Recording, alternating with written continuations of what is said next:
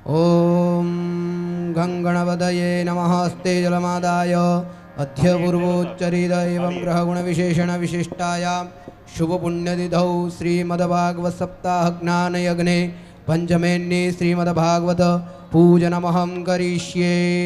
हस्ते गन्धाक्षतपुष्पाणिं गृहीत्वा ॐ निगमकल्पतरोर्गलितं फलं शुकमुखादमृतद्रवसंयुतं पिबत भागवतं रसमालयं मुहुरहो रसिका भुवि भावुका।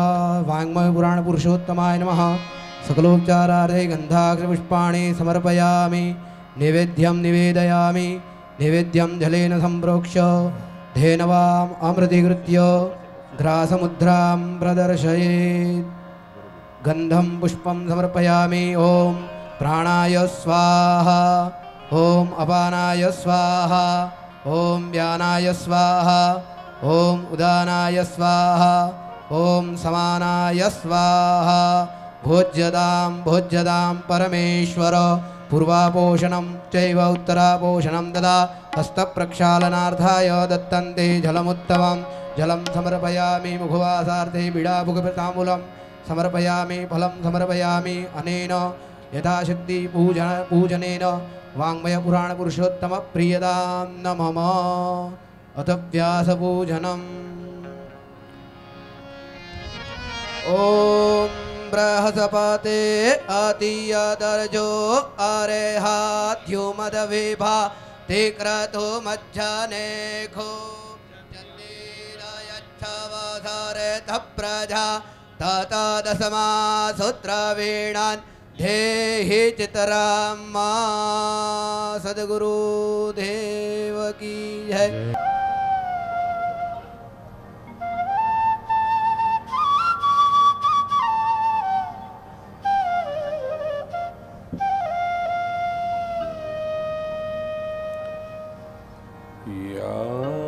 कुन्देन्दुतुषारहारधवला या शुभ्रवस्त्रावृता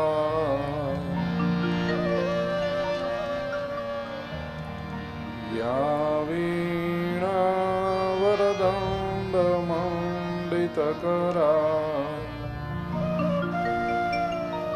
या श्वेतशस्त्रापहा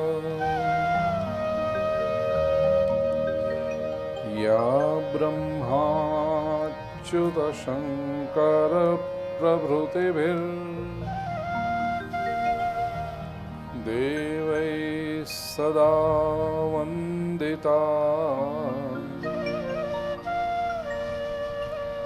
सा मां पातु सरस्वती भगवती निःशेषजाड्यापहा।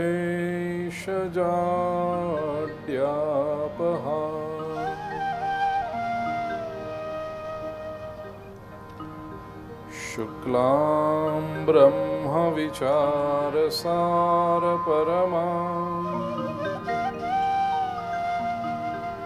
आद्यां जगद्व्यापिनी वीणापुस्तकधारिणीमभयदां जाड्यान्धकारापहा।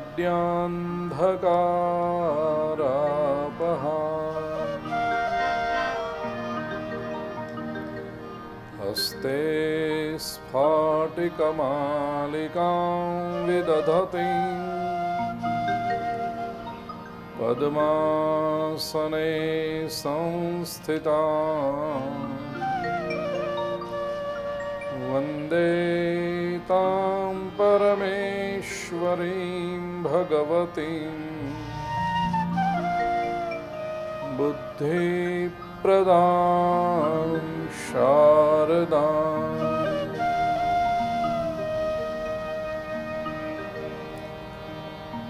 वसुदेवसुतं देवं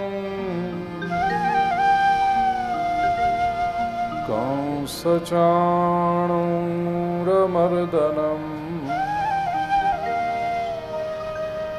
देवकी परमानन्दम् कृष्णं वन्दे जगद्गुरुम् गुरुर्ब्रह्मा गुरुर्विष्णुः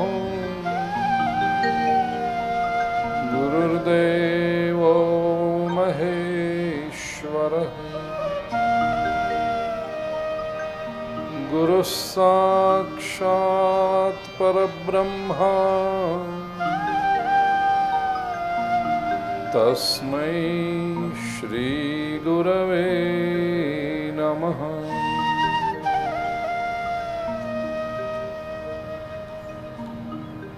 नारायणं नमस्कृत्य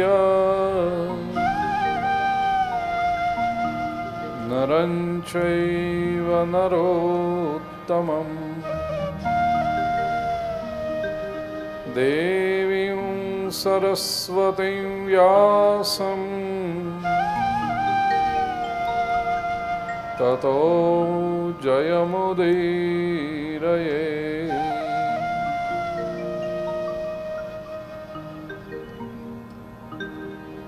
करारविन्देन पदारविन्दं मुखारविन्दे निवेशयन्तम् वटस्य पत्रस्य पुटे शयानं बालं मुकुन्दं मनसा स्मरामि। गोविन्द हरे मुरारे हे नाथ नारायण वासुदेव। जिह्वे पिब स्वामृतमेतदेव गोविन्द दामोदर माधवेति। विक्रेतु कामा कन्या मुरारिपादार्पितचित्तवृत्ते दध्यादिकं मोहवशाद्भोज गोविन्द दामोदर माधवेति। गृहे गृहे गोपवधू कदम्बा सर्वे मिलित्वा समवाप्य योगम्।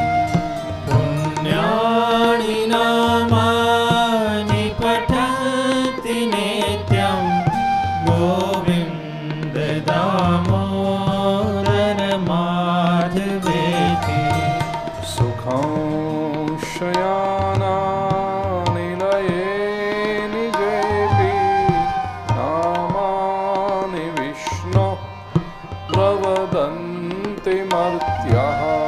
ते निश्चितं तन्मयतां व्रजन्ति गोविन्द दामोदर माधवेति।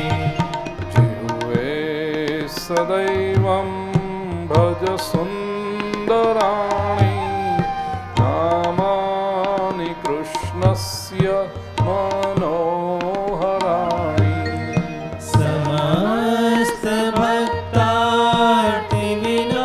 समस्तभक्तार्तिविनाशनानि गोविन्द दामोदर माधवेति।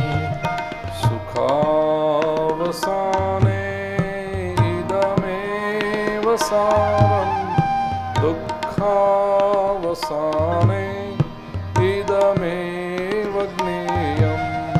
देहावसाने इदमेव जाप्यं गोविन्द दामोदर माधवेति। श्रीकृष्ण राधा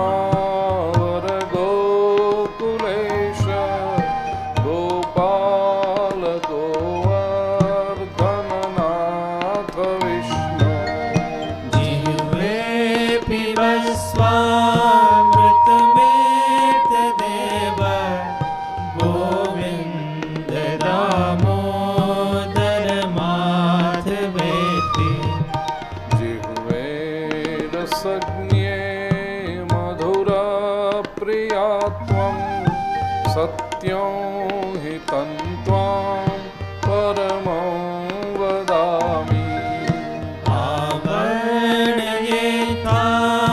मधुराक्षराणि गोविन्द दामोदर माधवेति त्वामेव याचे मम देहि जिह्वे समागते दण्डधरे कृतान्ते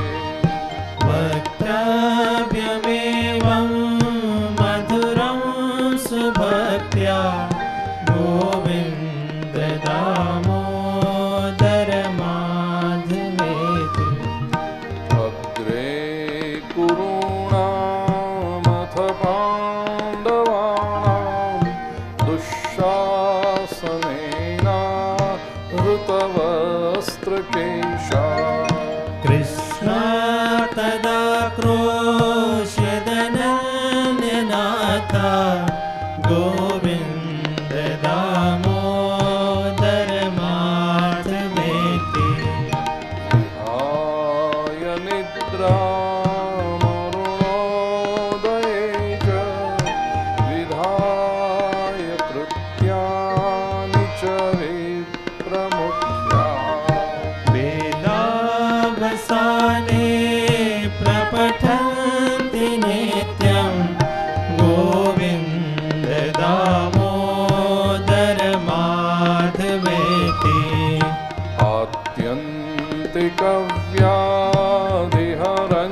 आत्यन्तिकव्याधिहरञ्जनानां चिकित्सकं वेदविदो वदन्ति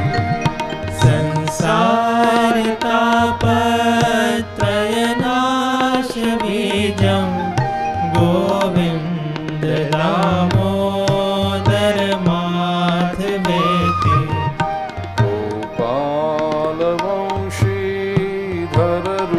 गोपालवंशीधररूपसिन्धो लोकेश नारायण दीनबन्धो उच्चे स्वरे स्तुवद सर्वदेवा गोविन्द दामोदर माधवेति गोविन्द दामोदर माधवेति गोविन्द दामोदर माधवेति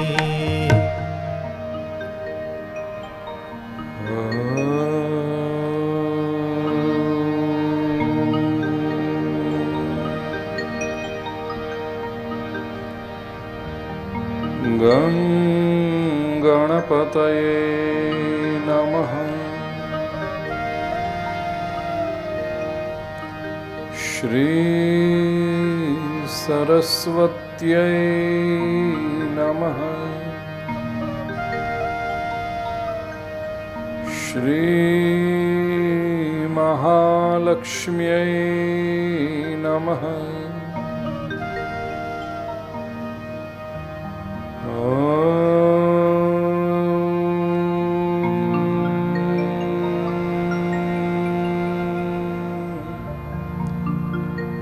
नमो भगवते वासुदेवाय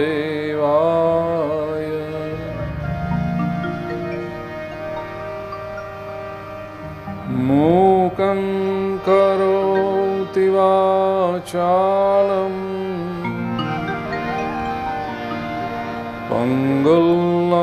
पङ्गुल्लङ्घयते गिरिं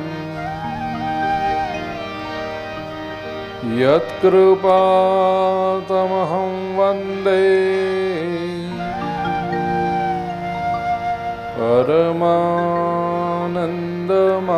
परमानन्दमाधवम्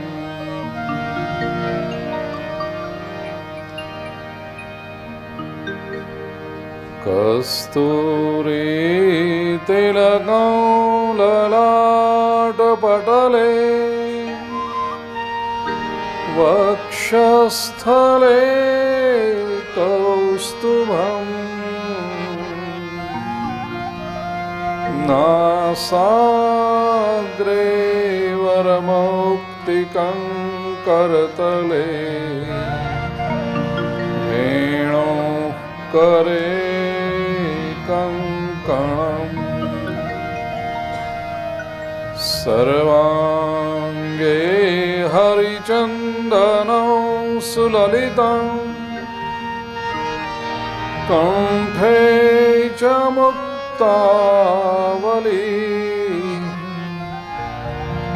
गोपस्त्री परिवेष्टितो विजयते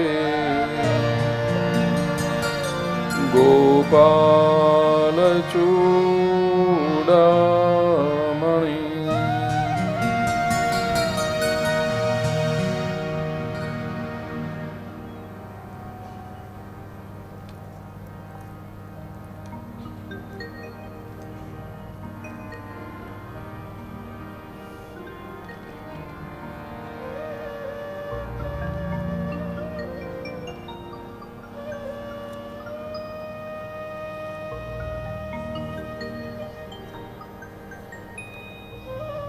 एक तरफ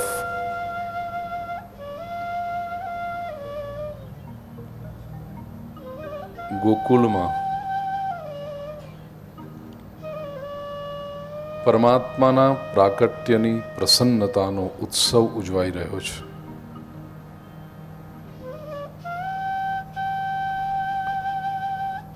તો બીજી તરફ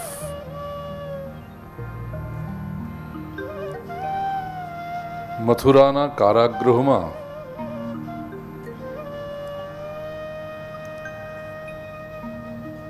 દેવકીના હાથમાંથી બાળકીને ખેંચી લઈ અને મારવાના પ્રયત્નમાં નિષ્ફળ ગયેલો કંસ વસુદેવજીના પગમાં પડી ગયો છે.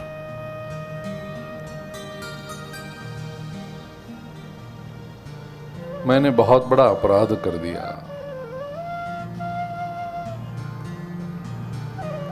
मारे बाळकोने मारवा ज नहोता. आ तो आकाशवाणीओ थई अने ए प्रमाणे हूँ करतो गयो.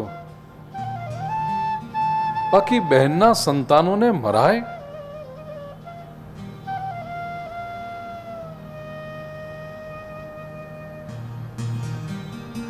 વસુદેવજી સમજી ગયા ભયને લીધે આનામાં વૈરાગ્ય જન્મ્યો છે.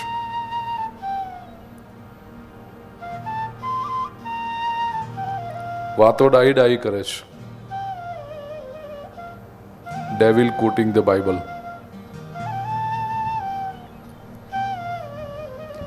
વસુદેવજી એ પણ જાણે છે કે આ લાંબુ ટકવાનું નથી. પણ આ મહાપુરુષો હંમેશા જીવોનું કલ્યાણ ઈચ્છતા હોય. वसुदेव जी ने सोचा इस जीव का यदि कल्याण करना है तो ये एक सुनहरा मौका.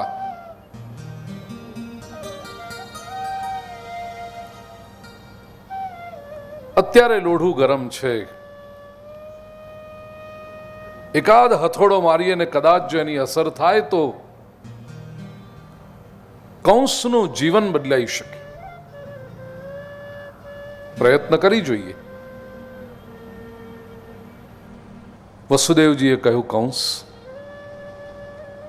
અત્યાર સુધી તે જે કંઈ કર્યું તે અહંકારથી કર્યું છે. તને એમ હતું કે તું તારા મોતને મારી શકીશ. એ તો શક્ય જ નથી. જન્મ લઈને આ સંસારમાં આવ્યા પછી જો સ્વયં ભગવાનને પણ અવતાર કાર્ય પૂરું કરીને પાછું જવું પડતું હોય તો આપણે કઈ વાડીના મૂળા? મૃત્યુ અવશ્યમ ભાવી છે. મૃત્યુથી બચી શકાતું નથી. કંસ, મૃત્યુના ભયથી બચી શકાય છે. You can not escape death. You can definitely escape the fear of death. અને મૃત્યુના ભયથી જો બચવું હોય તો એકમાત્ર ઉપાય છે પરમાત્માની ભક્તિ. કંસ તું ભક્તિ કર. વસુદેવજીએ સૂચન કર્યું. અહંકારને ઓગાળ કંસ.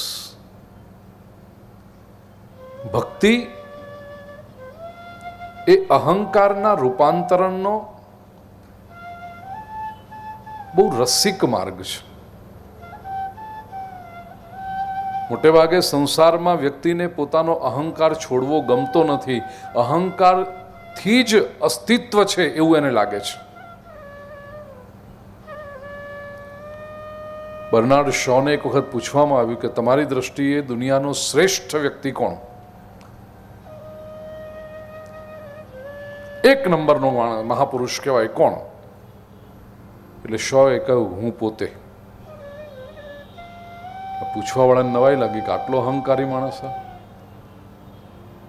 ક્યુ આપી સૂજે એટલા માટે બોલો. બીજા ઘણા મહાપુરુષો છે મિસ્ટર શો. અમેરિકામાં અબ્રાહમ લિંકન છે, રશિયામાં લેનિન છે, અમારે ભારતમાં મહાત્મા ગાંધી છે. બધા કેવા મહાપુરુષો છે. શો કે છે આઈ અગ્રી. લિંકન મહાન છે, લેનિન મહાન છે, મહાત્મા ગાંધી મહાન છે, પણ તમે પહેલા નંબરનો મહાપુરુષ પૂછો છો એટલે કહું છું કે એ હું.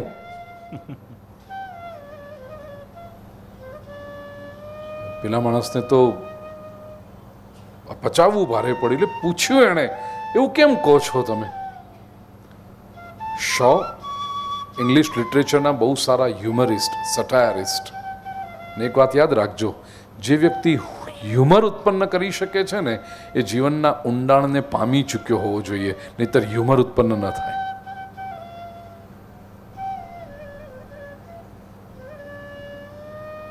શોએ કહ્યું લિંકન મહાન, લેનિન મહાન, ગાંધી મહાન, પણ પહેલા નંબરનો હું એટલા માટે કે જો હું છું તો લિંકન છે, હું છું તો લેનિન છે, હું છું તો ગાંધી છે. જો હું જ નહીં હોઉં. બર્નાર્ડ શો બહુ મહત્વની વાત કરે છે. The universe begins with me. સંસારમાં કહેવું બહુ સહેલું છે કે અહંકાર છોડી દો, અહંકાર છોડી દો, અને આપણને વર્ષોથી ધર્મપીઠો પરથી, વ્યાસપીઠો પરથી, ઉપદેશકો પાસેથી આ એક વાત વારંવાર સાંભળવા મળી, અહંકાર છોડી દો, અહંકાર છોડી દો. અને આપણે એવી ઘડમથલમાં પડ્યા. આટલા બધા લોકો આટલું જોર જોરથી કહે છે કે અહંકાર છોડી દો, અને આપણે પ્રયત્ન કરીએ તો સમજાય છે કે અહંકાર તો છૂટતો નથી. અંદરથી એવા ગોથા ખાઈએ આપણે. श्रीमद् भागवत के आधार पर मैं आपसे कहना चाहता हूं, अहंकार छोड़ना संभव नहीं है.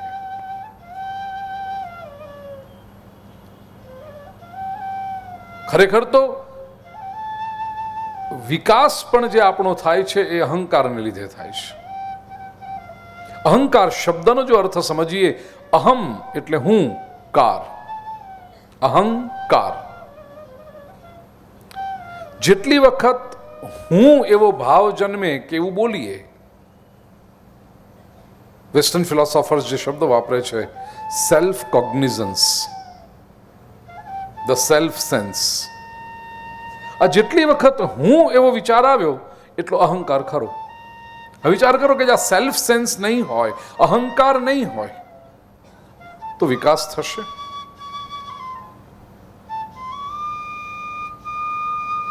માણસનો વિકાસ કેમ થાય? એક અળસિયું છે ને, એનો વિકાસ થતો નથી. અળસિયા તરીકે જન્મે, અળસિયા તરીકે જીવે અને અળસિયા તરીકે,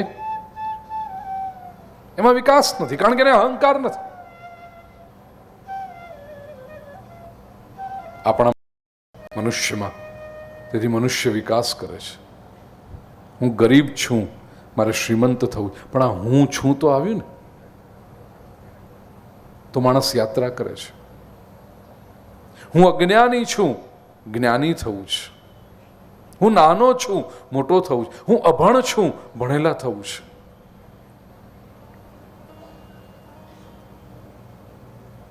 હું દોષી છું, મારે નિર્દોષ થવું છે.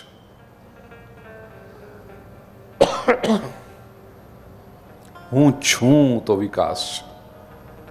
તો અહંકારને કેવી રીતે છોડી શકાય? અહંકાર છૂટશે નહીં.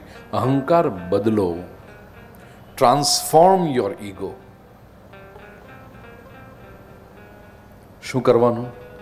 હું કંઈક છું, આ અહંકાર નડે છે. આઈ એમ સમબડી. એને બદલીને હું કોઈકનો છું. આઈ બિલોંગ ટુ સમબડી. એટલું કરી દો બસ. અને કોના છીએ નક્કી કરી લો. હું ખાલી જગ્યાનો છું. એ ખાલી જગ્યા પૂરો, એની ભક્તિ શરૂ થઈ જાય. અહંકાર રહે પણ ખરો, પણ નડે નહીં. હું કંઈક છું એ અહંકાર કાંટાની જેમ વાગે છે, ખૂંચે છે. સમબડીનેસની જે રેસ લાગી છે ને, nobody wants to be nobody, everybody wants to be somebody. અને એ સમબડીમાં સામસામા જે ઈગો ટકરાય છે. હું કંઈક છું એ છોડી હું કોઈકનો છું.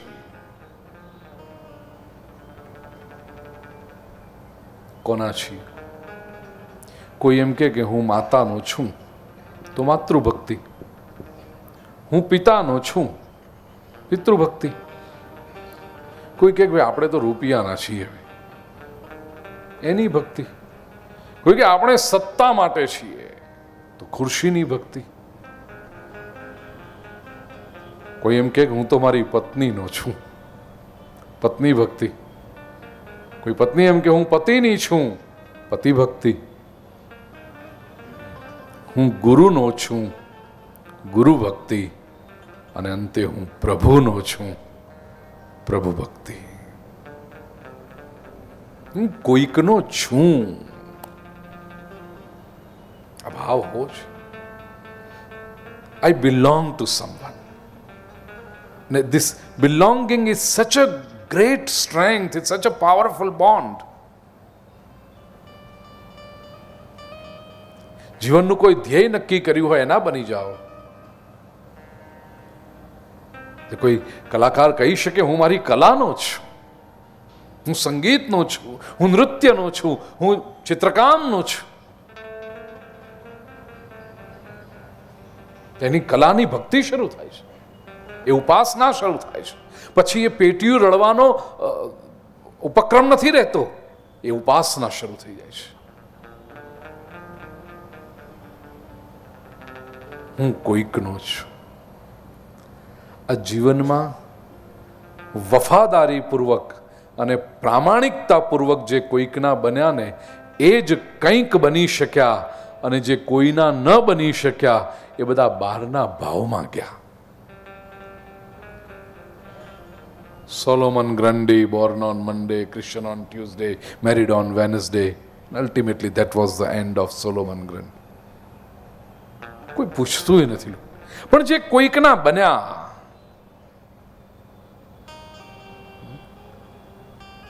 હમણાં જ આપણો પેલો રિટાયર થયો ને ભાઈ સચિન,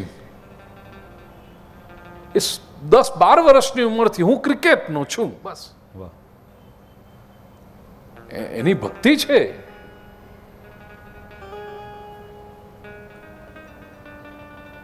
કોઈકના તો થાઓ. किसी के होकर देखो फिर जीवन आपको क्या देता है. अस्तित्व आप पर क्या निछावर करता है. किसी के हो जाओ एक बार. न हमने पढ़ के सीखा है, न हमने लिख के सीखा है.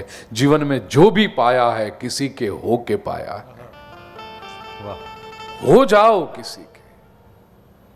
પણ પેલો જે અહંકાર છે ને, વિકૃત અહંકાર, હું કંઈક છું, એ કંઈક છું વાળો અહંકાર કોઈકના થવા જ નથી દેતો આપણને. અને જીવનનો આનંદ, જીવનનો ઉત્સવ કોઈકના થયા પછી જ શરૂ થાય છે.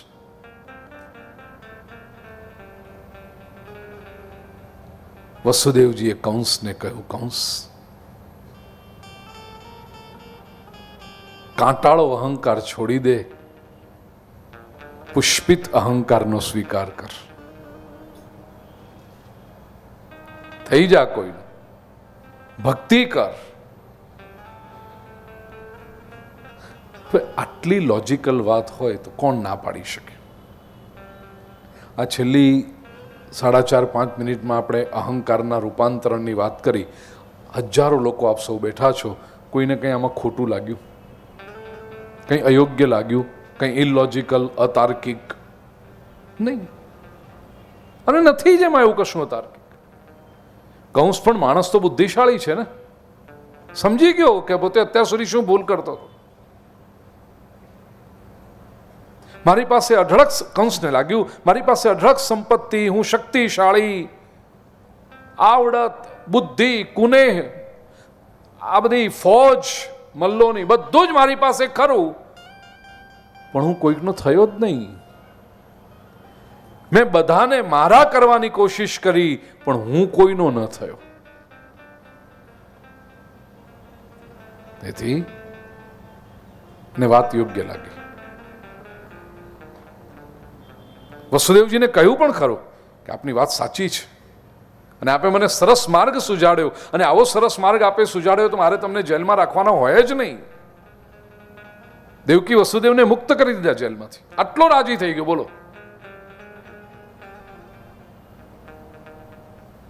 મહેલમાં ગયો, નિત્ય કર્મથી પરવારીને સભામાં બેઠો, ને સભામાં બધા મંત્રીઓ. કંસે પોતાનો નિર્ણય સંભળાવ્યો કે આજે સવારે આવી ઘટના થઈ ગઈ, દેવકીનો 8મો ગર્ભ, બાળકી હતી, હું મારવા ગયો, મારા હાથમાંથી છટકી, આકાશવાણી થઈ, મારો કાળ તો ક્યારનોય જન્મી ચૂક્યો છે, અને પછી મારે જે વસુદેવજી સાથે ચર્ચા થઈ એમાં હવે મેં નક્કી કર્યું છે કે હું ભક્તિ કરીશ. વહાલા ભાઈઓ ને બહેનો, એક વાત કથામાં સેંકડો વખત કહી છે અને વારંવાર કહેતો રહીશ, કારણ કે મને ને તમને આ વારંવાર યાદ કરાવવાની જરૂર છે. બુદ્ધિ આવશ્યક છે, પણ પોતાની બુદ્ધિ પર બહુ ભરોસો રાખવા જેવું નથી. આપણી બુદ્ધિ ક્યારે આપણને છેતરી દે છે એ ખબર પડતી નથી. કારણ કે આપણે જ જ્યારે આપણા માપદંડ બનીએ. અને બીજું, કોઈકની રાય લો, કોઈકની સલાહ લો, પણ મહત્વનો મુદ્દો છે કે સલાહ કોની લઈએ છે. સારા માણસની સલાહ લઈશું તો આપણને સારા માર્ગે લઈ જશે, ખોટા માણસની સલાહ જો લીધી તો ક્યાંક ભટકાડી દેશે. અને આ દુનિયામાં ખોટા માણસો, જેને બીજું કશું જ નથી ખબર, એને સલાહ આપતા તો બહુ સારી આવડે છે, તૈયાર જ બેઠા છે સલાહ આપવા માટે. યોગ્ય વ્યક્તિની સલાહ લો. એના માટે પ્રતીક્ષા કરવી પડે, એના માટે કંઈક ઘસાવવું પડે, માન્ય છે, પણ યોગ્ય વ્યક્તિની સલાહ. મેડિકલ ફિલ્ડમાં આપણે નથી જાણતા, તબિયત કંઈ ખરાબ રહેતી હોય અને કોઈ ડૉક્ટર કે ઓપરેશન, અરે ભાઈ ઉભા રહો, એમ કંઈ કાકડી નથી કાપવાની, શરીર કાપવાનું છે. એક ડૉક્ટરની બીજાનો ઓપિનિયન લઈએ, ત્રીજાનો ઓપિનિયન લઈએ, કોઈક એક્સપર્ટનો ઓપિનિયન લઈએ. કેમ? ઓપરેશન કે એમને થોડું કરાવી દેવાય. 2-3 ઓપિનિયન લઈએ છીએ. પણ અધ્યાત્મના ક્ષેત્રમાં, ધર્મના ક્ષેત્રમાં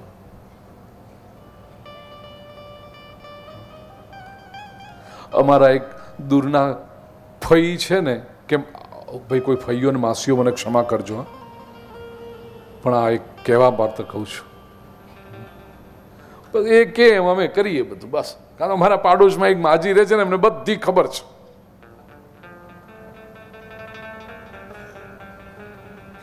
ત્યાં કોઈ ઓથોરિટી નહીં, કોઈ એક્સપર્ટ ઓપિનિયન નહીં, કંઈ નહીં. તમે જુઓ, લગ્ન પ્રસંગ હોય કે ઘરમાં મૃત્યુનો પ્રસંગ હોય, લગ્ન પ્રસંગે પરિવારજનો અત્યંત ઉત્સાહમાં હોય, એટલે એને સલાહ આપવા, આમ કરો ને તેમ કરો, પેલા કહો કે કરો ને વાંધો નથી. અને મરણ પ્રસંગે પરિવારજનો આઘાતમાં હોય, in a vulnerable state of mind, એ વખતે સલાહ આપવા વાળા આવે, આમ કરો તેમ.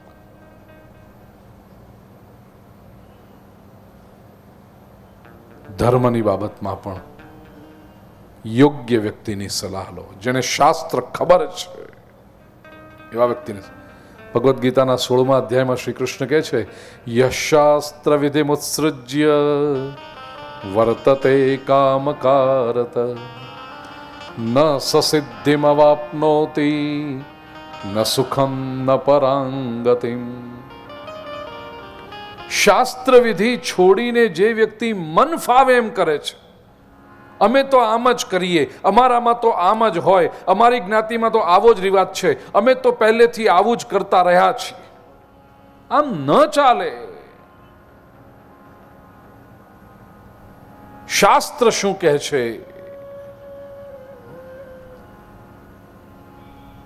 ના, અમારી આજુબાજુ વાળા બધા આવું જ કે, છોકરો બીમાર પડ્યો હોય, તાવ આવ્યો છે, ડૉક્ટરને ફોન કર્યો, ડૉક્ટર કે મને 3-4 કલાક લાગશે, એક ઇમ્પોર્ટન્ટ સર્જરીમાં કે ઇમરજન્સીમાં વ્યસ્ત છું. આજુબાજુવાળા બધા ભેગા થઈ જાય, છોકરાને તાવ આવ્યો, અને બધા કે ટાઇફોઇડ લાગે છે, ટાઇફોઇડ નહીં, ટાઇફોઇડ લાગે છે, ટાઇફોઇડ લાગે છે. અને પછી 15 જણનું ટોળું બેઠું મળીને ચર્ચા કરતું હોય, આજકાલ તો ટાઇફોઇડના જ વાયરસ, પેલાને ટાઇફોઇડ થયો તો, આને ટાઇફોઇડ થયો ને, પેલાને ટાઇફોઇડ થયો ને, 3 કલાક સુધી ટાઇફોઇડની ચર્ચા ચાલી. ડોક્ટર આવ્યા, ચેક કર્યું, ડાયગ્નાઇઝ કર્યું, અને ડોક્ટર કે મેલેરિયા છે. તમે કઈ દવા કરશો, ટાઇફોઇડની કે મેલેરિયાની? ડોક્ટરને તમે કહો છો, ડોક્ટર સાહેબ આ 15 જણ અમારા આજુબાજુવાળા જુઓ ને, 50 વર્ષના પાડોશી બધા, એ બધા જ ટાઇફોઇડ કે છે. એ 15 જણ કહેતા હોય એ ખોટું, એક ડોક્ટર કે એ સાચું. એનું કારણ ડોક્ટર પાસે શાસ્ત્ર છે, એની સમજણ છે.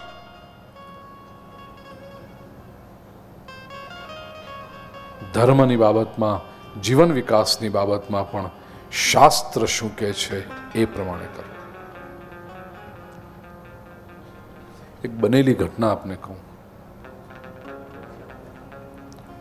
કોઈક વડીલનું મૃત્યુ થયું હશે અને એમનો પુત્ર બહુ જ સંસ્કારી, 10મું, 11મું, 12મું જે વિધિ કરવાની હોય, 13મું, અને નક્કી કરેલું કે બિલકુલ શાસ્ત્રોક્ત વિધિથી કરવું છે, યોગ્ય રીતે કરવું છે, સમજીને કરવું છે. એટલે જે વિદ્વાન કર્મકાંડી બ્રાહ્મણ હતા એમને બોલાવ્યા. 10મું, 11મું, 12મું વિધિ થતી રહી, 13માની વિધિ થઈ. તમે ગયા હશો, 13માની વિધિમાં બધા સગાવાલા આવીને બેઠા હોય, આડોશી પડોશી પણ આવીને બેઠા હોય. 13માની વિધિ પણ પૂરી થઈ, શૈયા ભરાઈ ગઈ, પિંડ વેરાઈ ગયા, બધું થઈ ગયું. એ પછી ગણેશ પૂજન ને વિષ્ણુ પૂજન કર્યું, વિધિ સંપૂર્ણ થઈ. યુવક જેને પોતાના પિતા ગુમાવ્યા છે, ઊભો થઈને બધાને, સગાવાલા બધા સ્વજનો બેઠા હતા, બધાને પગે લાગે છે. બાજુમાં એક માજી, 70-75 વર્ષની ઉંમર, માજીને પગે લાગીને જે પૂછ્યું કે માજી બધું બરાબર થયું ને? માજી કે આમ તો બધું બરાબર થયું, પણ ટોપલા નીચે બિલાડી તો મૂકી જ નહીં. એટલે પેલો કેટલે માજી? તો કે જ્યાં સુધી 13માના દિવસે ટોપલા નીચે બિલાડી ન મૂકો ત્યાં સુધી કર્યું કાર્યું કશું પોકે નહીં. અને આ પોકે નહીં શબ્દ એટલે એટલી મોટી ધમકી. ચીનુભાઈ, પેલાને અમે થાય કે આ પોકે નહીં એટલે શું, આ બધું નકામું ક્યું મેં કર્યું? હા, ટોપલા નીચે બિલાડી તો મૂકવી જ જોઈએ. આ દીકરો જે હતો એ બહુ જ સિન્સિયર, અને એમ કે બધું આપણે કરવું જ છે, જે યોગ્ય થતું બધું જ કરવાનું જ છે. એટલે એણે પેલા વિદ્વાન શાસ્ત્રીજી હતા પૂજન કરાવનાર, એની પાસે આવીને કહ્યું કે મહારાજ, આ માજી કંઈક કહે છે, એક વિધિ આપણે બાકી રહી ગઈ છે. કઈ? તો કે ટોપલા નીચે બિલાડી મૂકવાની. પેલા બ્રાહ્મણ ખૂબ વિદ્વાન, શાસ્ત્રોનો અભ્યાસ કરેલો, અને એમને ખબર કે ક્યાંય આવી વિધિ નથી ટોપલા નીચે બિલાડી મુકાય 13મા દિવસે. માજી ક્યાંથી લાવ્યા હશે? હવે જો કોઈ કાચો પોચો બ્રાહ્મણ હોય ને, હું તમને એક સિક્રેટ કહી દઉં, આ બધા મારા ભૂદેવો બેઠા છે ને એમનું, આ ભૂદેવો માજીઓથી બહુ ડરે. એ ભૂદેવોનું એવું હોય, માજી જે કહે ને એ ખાસ કરવાનું, પછી ત્યાં શાસ્ત્ર નહીં જોવાનું. કારણ કે ભૂદેવોને ખબર છે કે માજી જે કહેશે એ આપણે નહીં કરીએ તો આપણા કવર પર કાતર ફરશે, અને બીજી વખત આમંત્રણ આવશે કે નહીં એ ખબર નથી. કારણ કે માજી કહે છે કે આ મહારાજને ના આવડ્યું. એટલે ભગવાન તો જ્યારે રાજ, તો એમના ઘેર બેસીને સંધ્યા અનુષ્ઠાન કરતા હોય ત્યારે ભગવાનને રાજી રાખે. બાકી તમારે ઘેર પૂજા કરાવવા આવે ને ત્યારે લોકો માજીઓને રાજી રાખતા હોય છે.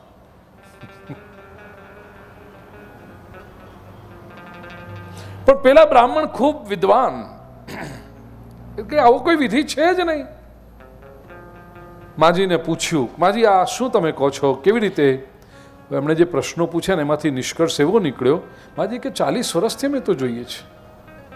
વાત એવી હતી કે માજી પોતે જ્યારે જુવાન હશે ને ત્યારે આવી કોઈક જગ્યાએ 13માની વિધિમાં ગયા હશે કોઈક પરિવારમાં, અને ઉત્સુકતાથી જોયા કરતા બધું શું થાય છે, કેવું થાય છે. એ વખતે કોઈક વડીલ, પ્રભાવી વડીલ, અનુભવી વડીલ બધું વ્યવસ્થા કરી રહ્યા હતા. એક તરફ પૂજાની વિધિ ચાલતી હતી, બીજી બાજુ શૈયા ગોઠવાતી હતી, અને વડીલ સૂચના આપતા હતા, ખાટલો મૂકો, આના પર ગાદી, તકિયો આ બાજુ મૂક ભાઈ, ઉત્તર બાજુ મૂક, દક્ષિણ બાજુ ના મૂક, ચંપલ, અલ્યા ચંપલ ઉપર ના મૂકાય, નીચે મૂક, લાકડી આ બાજુ, પેલી કંઠી છે ને આ કંઠી બરાબર સાચવીને વચ્ચે મૂક, સાવધાન મૂક, આ બધી સૂચના આપતા હતા. હવે આ બધું ચાલે એમાં એ ઘરના લોકોએ કંઈક બિલાડી પાળી હશે, બિલાડી આઘી પાછી થયા કરે.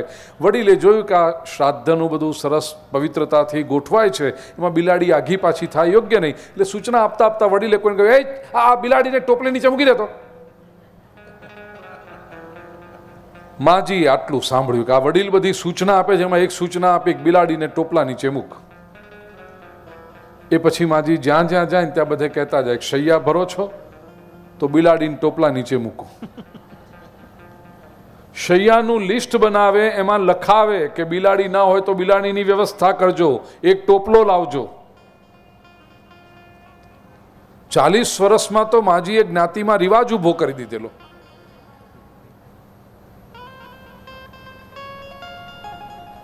આવું જ્યાં ચાલતું હોય ધર્મના નામે. આ તો ઠીક છે, વિદ્વાન બ્રાહ્મણ હતા એટલે એમણે આ બધું શોધ્યું કે આ રહસ્ય છે અંદર. બાકી કોઈ સાદો બ્રાહ્મણ હોત તો માજી કે એટલે કે બોલાવો, અને પાછો બિલાડીને ચાંદલો કરાયો હોત, અને હવે મોકલો.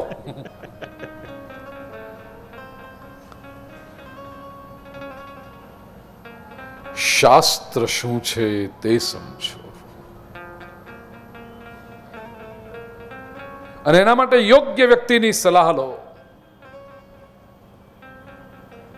કંસે જ્યારે વસુદેવજીની સલાહ લીધી, વસુદેવજીએ કહ્યું રાજા તું ભક્તિ કર, અને એ જ કંસ હવે પોતાના મંત્રીઓની સલાહ લેવા બેઠો છે. મંત્રીઓ કહે છે અરે ભક્તિ શેની, જેનામાં શક્તિ ન હોય એ ભક્તિ કરે. આપણે તો શક્તિ સંપાદન કરવાનું છે.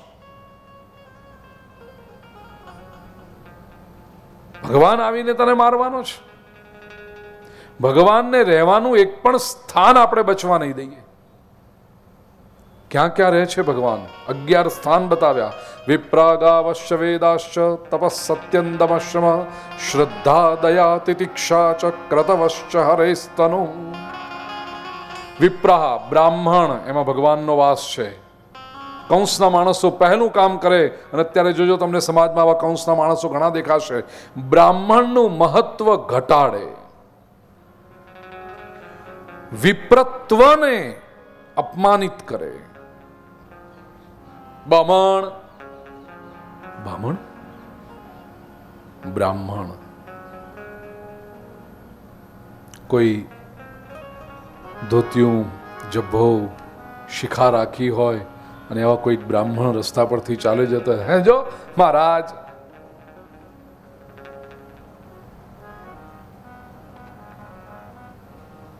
તારી 7 પેઢીમાં કોઈ થયો?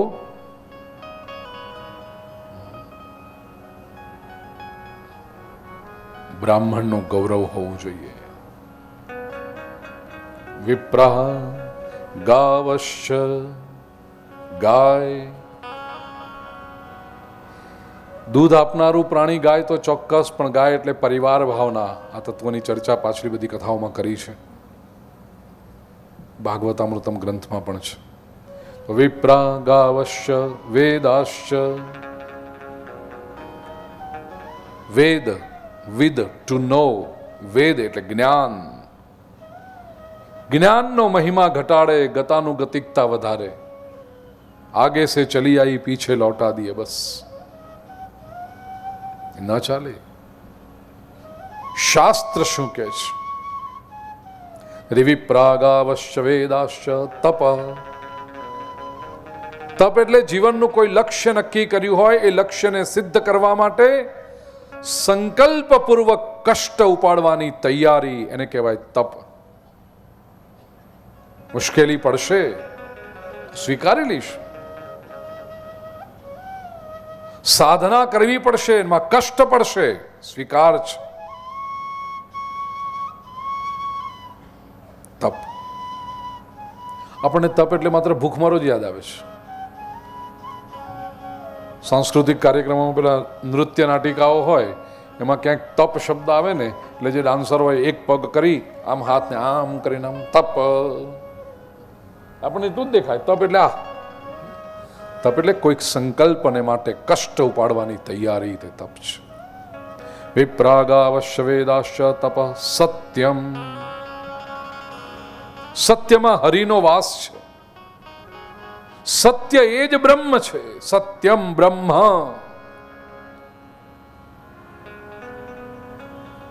પણ દુષ્ટો સત્ય ઉપર પ્રહાર કરે. જુઓ, આ કળિયુગમાં શું થાય? ખોટી વાતો હોય ને એ બહુ જલ્દી ફેલાય.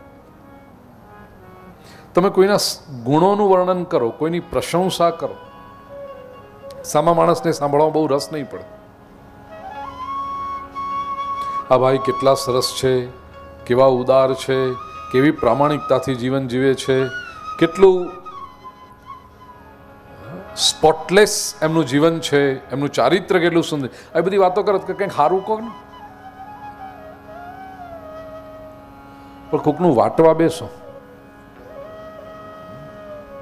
કઈ સાંભળ્યું પેલાનું તો આવું છે એમ કોઈ કહેતું તું ખરું, પણ એ વખત પછી સંભળાવ્યું નહીં બરાબર. તમે કોણ, તમને બધું ખબર છે. એ કેવા રસપૂર્વક. નિંદા રસ બહુ ભાવે છે. કોઈના વિશે ખોટી વાત હોય તો માણસ તરત માની લે છે. સત્યનો મહિમા ન થાય, આ કળીનું લક્ષણ છે. વિપ્રાગાવશ્ય વેદાશ્ચ તપ સત્યમ. દમ એટલે ઇન્દ્રિય સંયમ, શમ એટલે મનનો સંયમ, શ્રદ્ધા. લોકોની શ્રદ્ધા તૂટે એવા પ્રસંગો વારંવાર બને, અને એવા પ્રસંગોને ચગાવવામાં આવે. શ્રદ્ધા પર જ પ્રહાર થાય, જ્યારે શ્રદ્ધા એ પરમાત્માનું સ્થાન છે.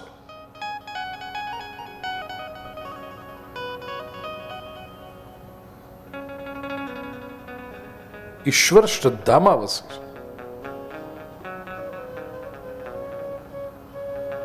કવિએ બહુ સરસ કહ્યું હતું. શબ્દો થોડા આગા પાછા થાય તો મને ક્ષમા કરજો, પણ ભાવ ચોક્કસ એ રહેશે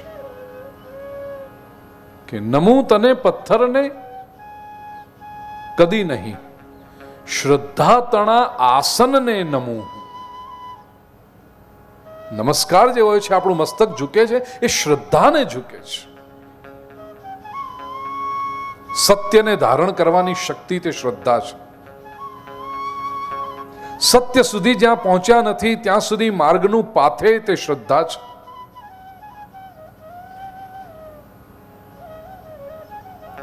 મુંબઈથી તમે ગાડી લઈને, અમદાવાદથી ગાડી લઈને મુંબઈ નીકળો, તમે એક્સપ્રેસ હાઈવે પકડ્યો, મુંબઈ પહોંચ્યા નથી હજી, પણ તમે એક્સપ્રેસ હાઈવે પર ગાડી ચલાવી રહ્યા છો. શા માટે? કારણ કે તમને શ્રદ્ધા છે આ રસ્તો મુંબઈ પહોંચાડશે. એ સત્યને ધારણ કરવાની શક્તિ જો શ્રદ્ધા ના હોય તો માણસ સત્ય સુધી પહોંચી જ ન શકે.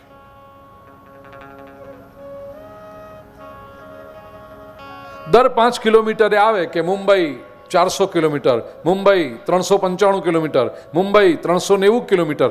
એ બોર્ડ જોઈ માઇલસ્ટોન જોઈ અને આપણી શ્રદ્ધા દ્રઢ થતી જાય. Yes, I am on the right way, yes, I am on the right track. હવે સમજો કે વચ્ચે 100 કિલોમીટર એવું આવી પાટિયું આવ્યું જ નહીં એકે. તમને થશે કે આપણે સાચા રસ્તે છીએ ને, આ કેમ બોર્ડ નથી આવતું, કેમ માઇલસ્ટોન નથી આવતો. કલાક 1.5 કલાક તમે ગાડી ચલાવી પણ કોઈ પાટિયું નથી આવતું હજી મુંબઈ વિશે. તમારી સ્પીડ ઓછી થઈ જશે. અને જેમ જેમ તમારી શ્રદ્ધા હલવા લાગી, ડોલવા લાગી, અને જ્યાં શ્રદ્ધા શૂન્ય થઈ ગઈ ત્યાં તમારી ગાડી પણ અટકી જશે. તમને એમ થાય ઉભા રહો, કોઈક પેટ્રોલ પંપમાં જઈને પૂછીએ, રસ્તો તો આ જ છે ને. અને તમે કોઈ પેટ્રોલ પંપમાં ગયા અને પૂછ્યું ભાઈ મુંબઈનો રસ્તો, તો કે સાહેબ આ જ રસ્તો, બસ તમે જઈ રહ્યા છો ને એ જ, એમ ને? હા, હવે એક્સિલેટર દબાશે કારણ કે હવે શ્રદ્ધા પાછી મજબૂત થઈ ગઈ. બરાબર છે. જો શ્રદ્ધા નહોતી, તમારી ગતિ અટકી ગઈ, તમે સત્ય સુધી ન પહોંચી શકો. સતધીયતે અનયા સા શ્રદ્ધા. સત્યને ધારણ કરવાની શક્તિ તે શ્રદ્ધા. અને કલીમાં શું થાય? સત્ય પર પ્રહાર કરવો તો અઘરો છે, પણ સત્ય જેના દ્વારા ધારણ કરાય છે એ શ્રદ્ધા પર પ્રહાર. કૃષ્ણ સુધી પહોંચી નહીં શકે માણસ પ્રહાર કરવાને માટે. કૃષ્ણની ગીતા સમજવાની એની લાયકાત નથી તો એ શું કરશે? ગીતા કૃષ્ણના શબ્દો છે એ શ્રદ્ધા ઉપર પ્રહાર કરે. હે, રણ મેદાનમાં કઈ આવા ઉપદેશ આપવા બેહાતું હશે? આ તો બધું પાછળથી લખાયેલું. જોયું? એ શ્રદ્ધા ઉપર પ્રહાર કર્યો માણસ. વાલા ભાઈઓ અને બહેનો, કળિયુગમાં આપણે જો સત્ય સુધી પહોંચવું હશે તો આપણી શ્રદ્ધાને જાળવી રાખવી પડશે. બહુ જ મૂલ્યવાન છે આ શ્રદ્ધા. કારણ કે ચારે બાજુથી એના પર પ્રહાર થશે.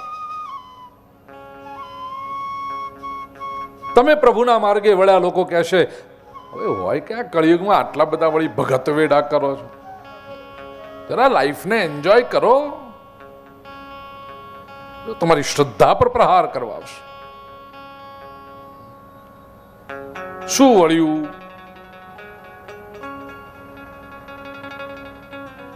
બહુ જ મૂલ્યવાન છે શ્રદ્ધા, એને સાચવજો. વિપ્રાગાવશ્ચ વેદાશ્ચ તપસ્સત્યંદમશમ શ્રદ્ધા દયા તિતિક્ષા. તિતિક્ષા એટલે સહન કરવાની વૃત્તિ. મોડર્ન સાયકોલોજીસ્ટો બહુ સરસ શબ્દ વાપરે છે એના માટે. ટોલરન્સ,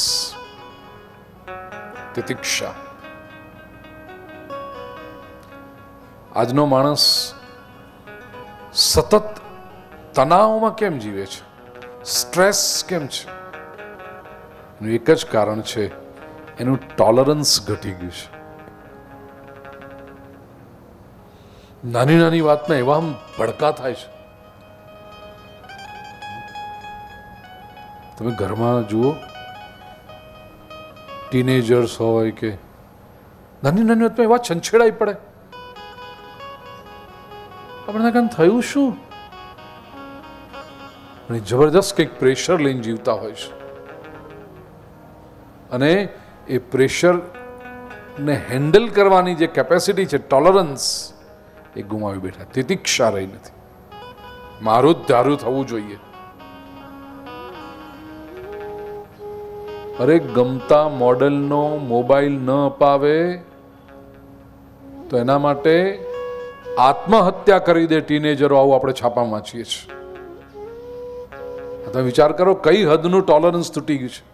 તિતિક્ષા વૃત્તિ જ નહીં. મારા ફ્રેન્ડના મમ્મી પપ્પા તો કેવું બધું અપાવે છે, તમે કઈ મમ્મી પપ્પા કહેવાઓ? ટોલરન્સ ચાલી ગયું, તિતિક્ષા ન રહી. ઇવન સંબંધોમાં મિત્ર મિત્ર વચ્ચે, પતિ પત્ની વચ્ચે, ભાઈ ભાઈ વચ્ચે, ભાઈ બહેન વચ્ચે એટલું આમ સાચવી સાચવીને ચાલવું પડે ને. પહેલા તો એવું હતું કે અરે મારો વ્યક્તિ છે, કદાચ કંઈક ન ગમતું થઈ જાય તો એ સમજશે મને. હવે કોઈ સમજે નહીં, આપણે જ બધું સમજવાનું કે એ મને કેવો સમજશે.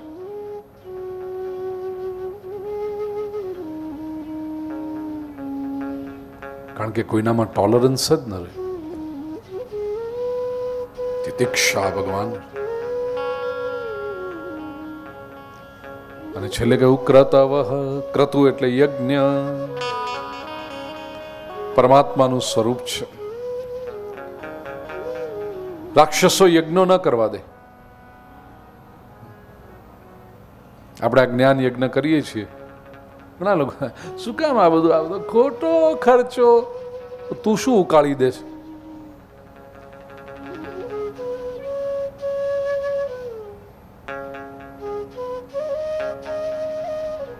આવું બધું કરીને કઈ અરે આખો કળિયુગ વ્યાપી ગયો, બધો હળાહળ જુઓ ને ખારો દરિયો, એમાં તમે આવી એકાદ હાકરની ગુણ નાખો તો કે દરિયો મીઠો થવાનો છે.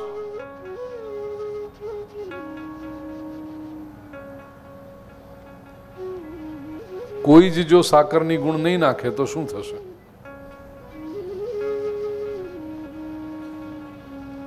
કોઈ કે તો વિવેકાનંદનું બહુ સરસ વાક્ય છે કે સારા માણસને શોધવા તમે નીકળો છો, એને બદલે તમે પોતે સારા બની જાઓ ને, કદાચ કોકની શોધ પૂરી થઈ જાય.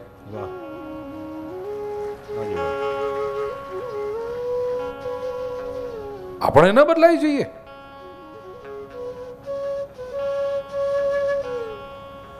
ક્રતવ. કંસના મંત્રીઓએ કહ્યું કે રાજા, આ બધી જે વાતો છે, જ્યાં જ્યાં ભગવાન રહે છે ને બધા સ્થાન અમે ઉદ્ધ્વસ્ત કરી દઈશું. અને શું કહ્યું આકાશવાણીએ કે તારો કાળ 10 દિવસથી તો મોટો નહીં ને, હમણાં જ જન્મ્યો છે ને હજી તો. મથુરાની આસપાસના ગામડાઓમાં 10 દિવસથી નાની ઉંમરના જેટલા બાળકો હશે એ બધાને આપણે ખતમ કરી દઈશું. ઓર્ડર છૂટી ગયા. અસ્તિત્વનો આ જીવન નિયમ તો જુઓ. જીવન અને મરણ કેટલા નજીક નજીક, સાવ અડખે પડખે. મથુરામાં આ બાળકને મારવાનો ઓર્ડર છૂટ્યો છે અને મથુરાથી થોડાક જ માઇલ દૂર ગોકુળમાં આ બાળકના આગમનની ખુશીમાં લોકો ઘેલા થઈને નાચ્યા છે. નંદ મહોત્સવ ઉજવાયો છે. પુસ્તકમાં નંદ મહોત્સવ એટલે શ્રીમદ ભાગવતના 10મ સ્કંદના 5મા અધ્યાયના પહેલા 18 શ્લોક નંદ મહોત્સવના છે. આપણી પાસે 25મા પાને આ નંદ મહોત્સવના શ્લોકો છે. અતિ પવિત્ર શ્લોકો છે. પવિત્ર કરનારા શ્લોકો છે, મનને પ્રસન્નતા આપનારા શ્લોકો છે. સુખદેવજી વર્ણન કરે છે રાજન, નંદસ્ત્વાત્મજ ઉત્પન્ને જાતાલ્લાદો મહામનઃ आहूय वे विप्रान् वेदज्ञान् स्नातः शुचिरलङ्कृत.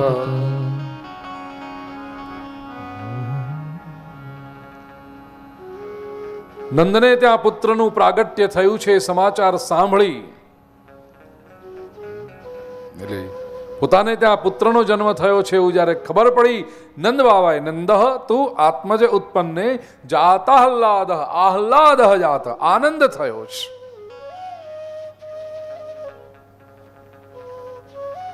અને આહ્લાદ થયો એનો પુરાવો શું? મહામનઃ, બહુ મોટા મનવાળા થઈ ગયા. મનને અને આનંદને સીધો સંબંધ છે.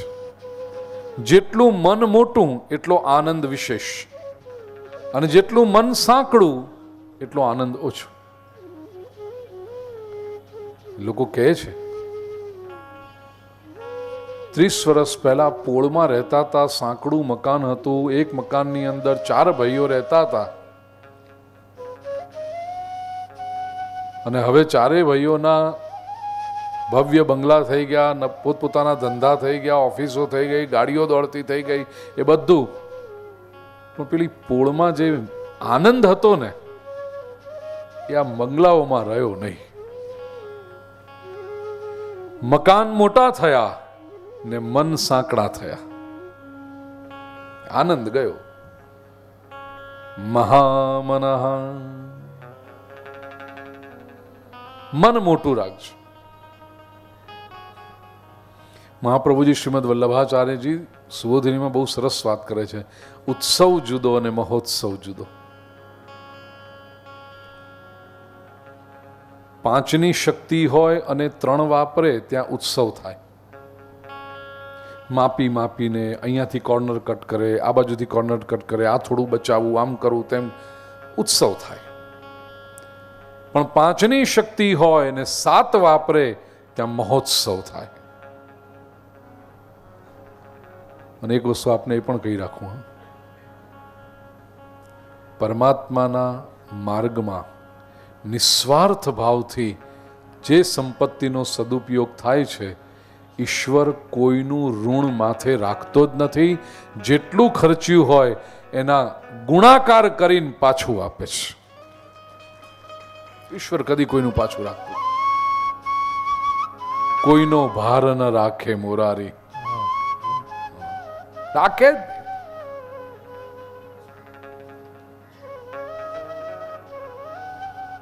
એ મલ્ટિપલ્સમાં જ પાછું આવે. ભગવાન આગળ ગુણાકાર જ છે.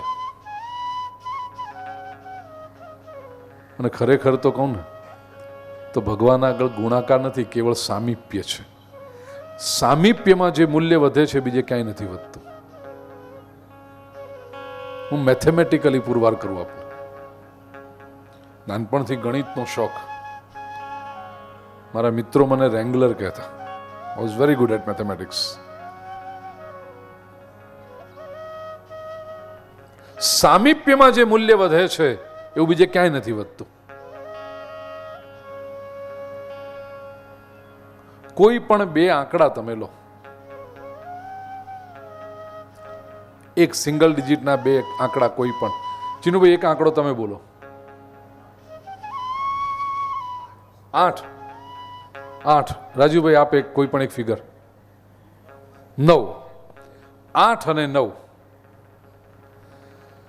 કેટલા સંબંધો હોઈ શકે એની વચ્ચે? આપણે ગણિતની પરિભાષામાં જોઈએ તો 4 સંબંધો હોય: સરવાળો, બાદબાકી, ગુણાકાર અને ભાગાકાર.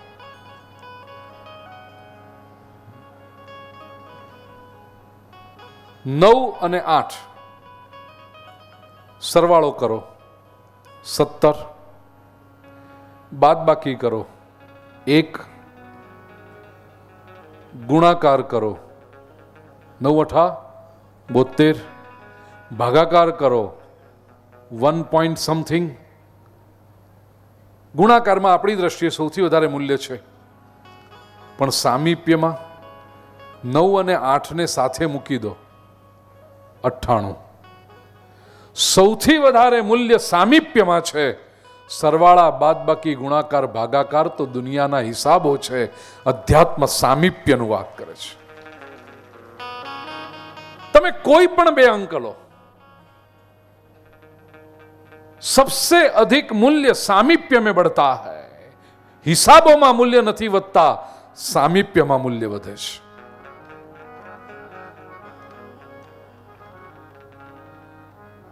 અને ધર્મ એક જ કામ. મોટું મન થાય એટલે માણસ સમીપ આવતો જાય, કારણ કે બધાને પોતાના વર્તુળમાં સમાવતો જાય.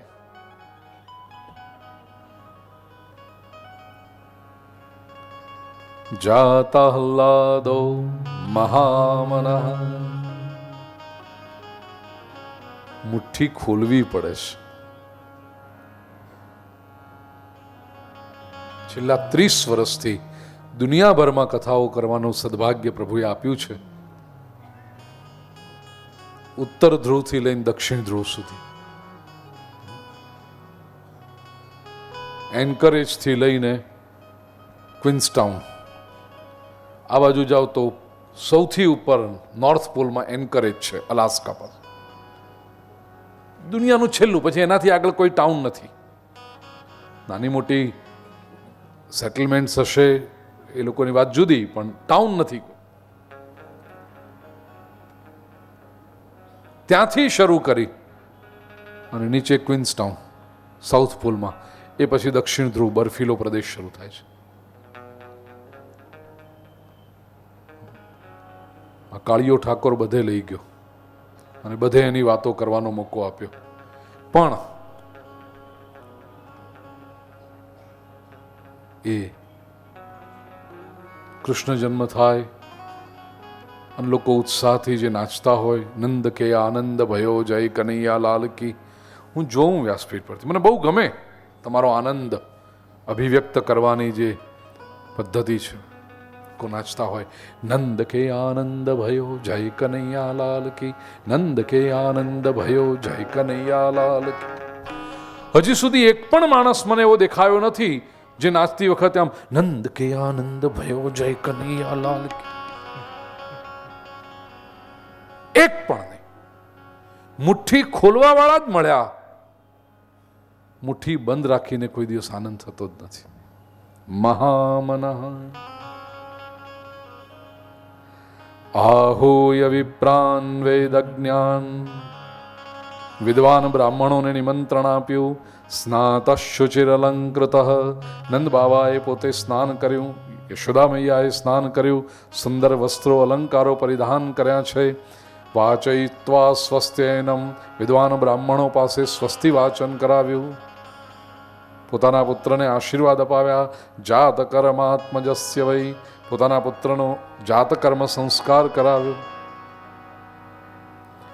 કારયામાસ વિધિવત પિતૃદેવાર્ચનં તથા, વિધિપૂર્વક પિતૃઓનું પૂજન કરાવ્યું, દેવતાઓનું પૂજન કર્યું. પરિવારમાં જ્યારે સંતાનનું પ્રાગટ્ય થાય ત્યારે પિતૃઓને ખાસ યાદ કરજો, કારણ કે પરિવારમાં પધારતું પ્રત્યેક બાળક પિતૃઓના આશીર્વાદ લઈને આવે છે. પિતૃદેવાર્ચનં તથા,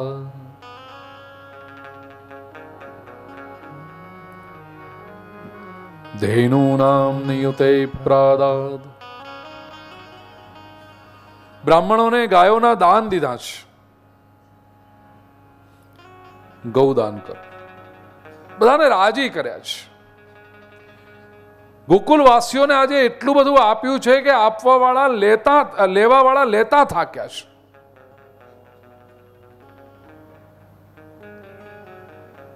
અને પછી તો લોકોએ વિચાર કર્યો,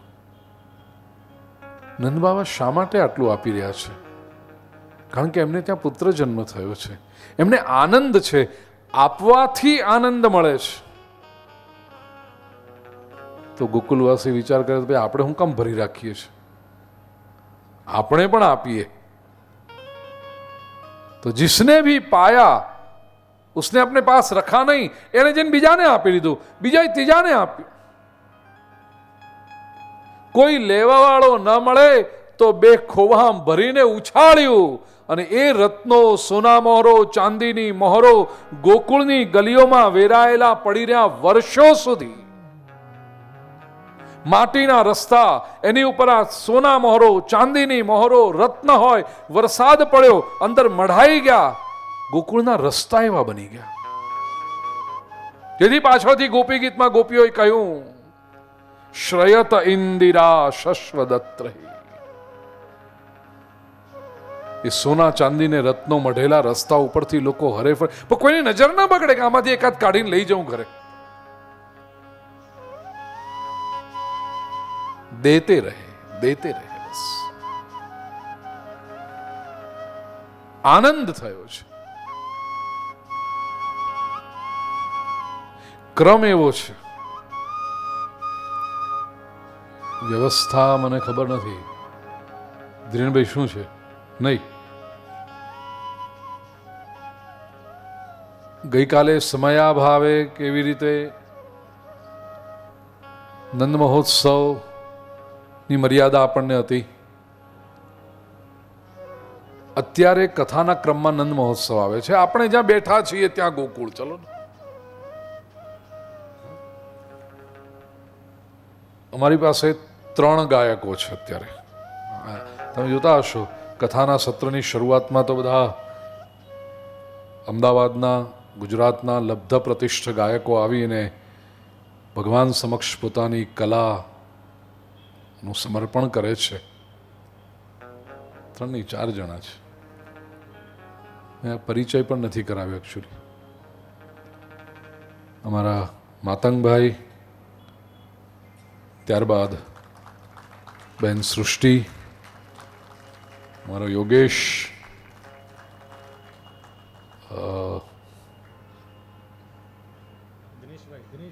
દિનેશભાઈ અમારા તબલા પર, રતનજી બાંસુરી, और અમારા પવન ઓર્ગન અને બેન્જો બંને ઉપર. बजा देते थोड़ा, तुम्हारा नाम लिया.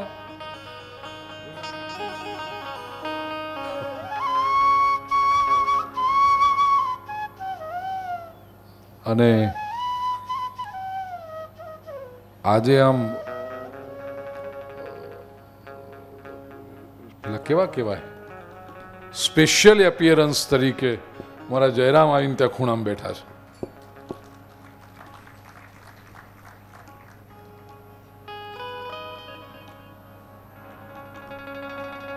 વર્ષો સુધી એમણે સેવા કરી, પણ પછી કંઈક સૂઝ્યું એટલે તો 15 મિનિટ માટે હવે વહેંચી લો તમે, કારણ કે કલાકારો તમે છો, હું તો માત્ર ભાવક છું. પણ 15 મિનિટ માટે આપણે નંદ મહોત્સવના દિવ્ય વાતાવરણમાં આનંદ ઉજવીએ અને પછી કથાના ક્રમમાં આગળ વધીએ. કૃષ્ણ કનૈયા લાલ કી.